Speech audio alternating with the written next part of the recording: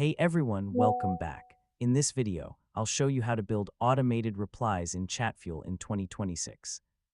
If you want to automatically respond to messages on Facebook or Instagram and save time managing conversations, this guide will help you do it step by step.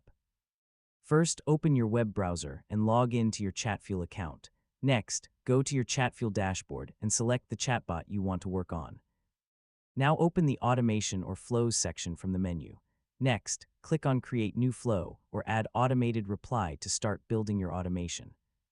Now set a trigger keyword or event, such as a user message like pricing, help, or support.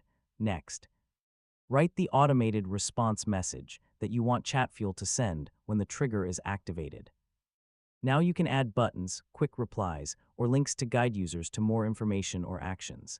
Next, test your automated reply using the preview or test feature inside Chatfuel. Now adjust your flow if needed to make sure the conversation sounds natural and helpful. Finally, publish your chatbot so the automated replies go live on your connected Facebook or Instagram account.